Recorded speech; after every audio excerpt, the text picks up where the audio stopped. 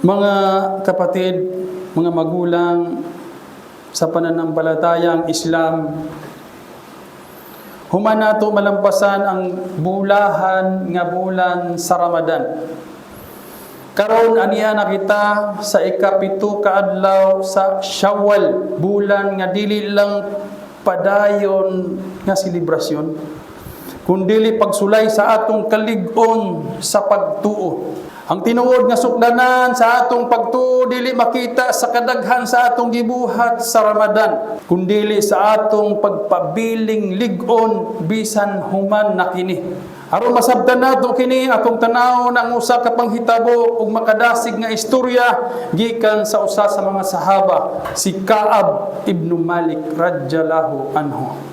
Usa siya sa wala miapil sa gubat sa Tabuk, dili tungod sa kakulangon sa iyang kusog, kundi tungod sa pagpasagad. Tungod diini siya gibadlong ni Propeta Muhammad sallallahu alaihi wasallam ug gimando nga likayan siya sa tibuok komunidad. Mga igsoon, hunaw na ninyo kini. Walay muhatag kaniya og salam. Walay magigistorya kaniya. Bisan ang iyang pinakasuod nga amigo milikay gikan kaniya. Sulod sa 5 ka napulo ka adlaw, kasubok, pagbasol, paghilak.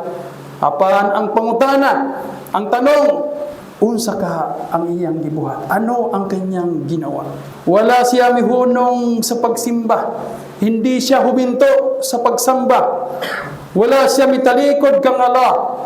Wala siya makabsi sa paglaom. Nagpabilin siyang lig-on sa iyang pagtuo.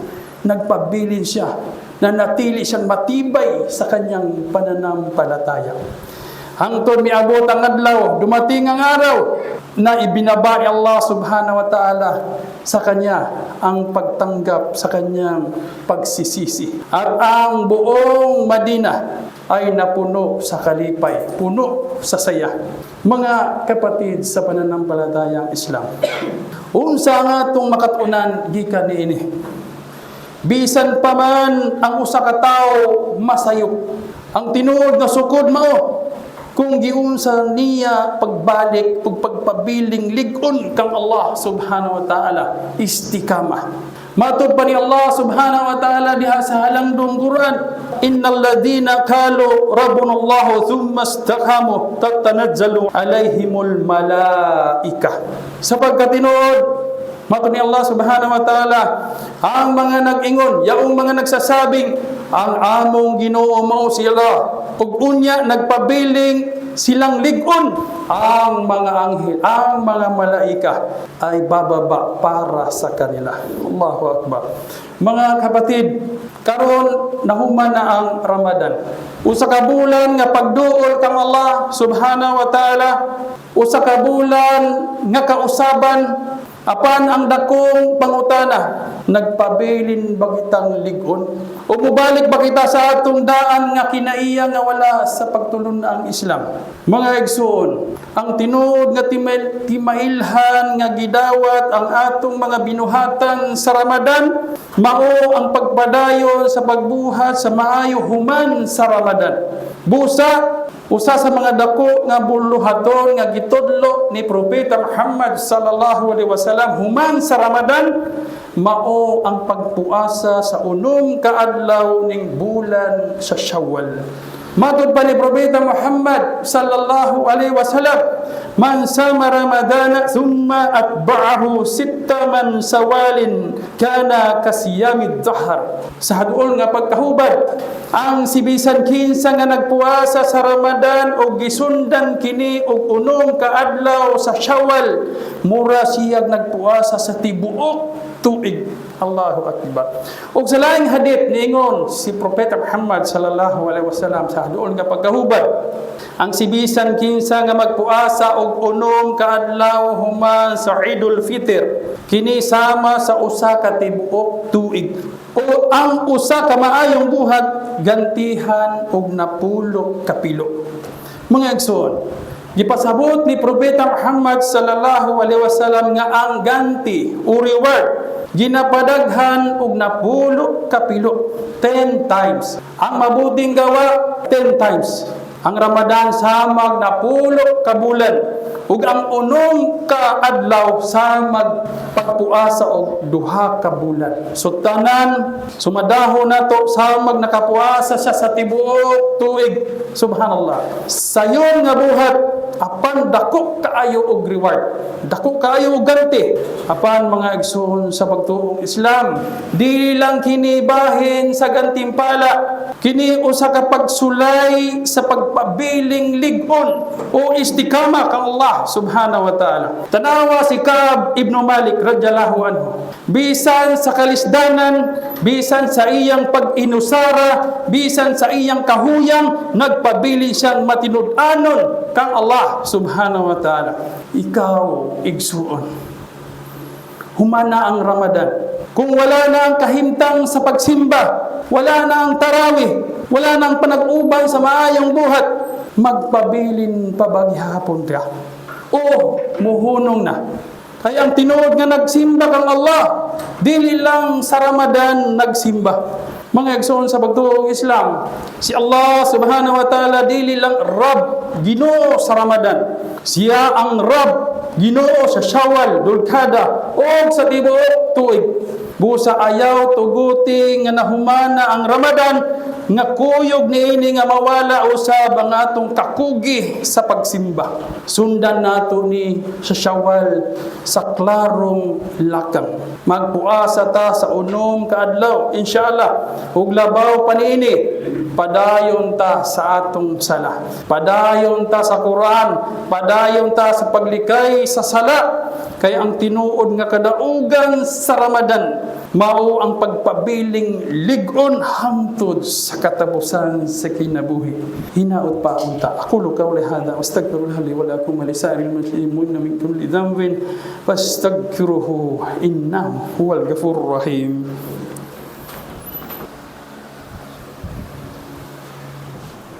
Alhamdulillah.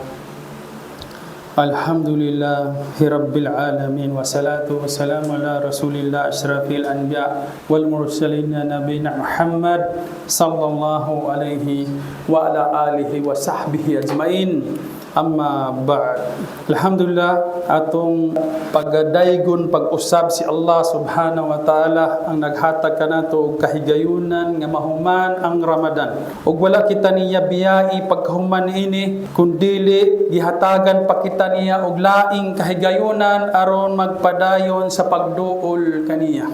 Mga igsoon sa pagtuong Islam, hunahunaan ninyo bago pa lang miagi ang Ramadan. Ang atong mga masjid puno, ang atong mga kasing-kasing humok, ang atong mga mata dali ra muluha sa paghinumdum kang Allah subhanahu wa ta'ala. Apan karon asa nakahapita? Nagpabilin ba baghihapon ang kainit sa atong iman o hinay-hinay na bakining napalong? Mga igsoon, mao kini ang tinuod nga pagsulay dili sa Ramadan kundi human sa Ramadan. Mga igsoon sa pagtuong Islam, aron mapadayon nato ang atong nasugdan, ani ay pahinumdom bahin sa pagpuasa sa bulan sa Shawwal. Kini mahimo nga isunod-sunod o ihiwa-hiwalay apan mas nindot kung nasugdan na dayon human niadtong Eid. Aron dili nato mapalong ang kainit sa atong iman. Ug alang sa mga adunay kulang sa nagpuasa sa Ramadan, una pagbayad ang inyong utang kung dunaman. Kay kini obligasyon nga atong tulubagon sa atubangan ni Allah subhanahu wa ta'ala.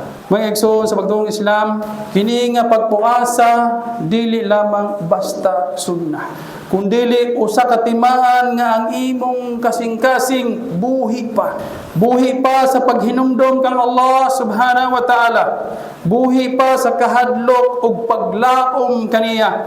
Kay ang kasing-kasing nga nakatilaw na sa kahumot sa Ramadan dili basta-bastang mubiya niini, kundili mangita og pamaagi nga ipadayon bisan gamay bahalag hinay-hinay.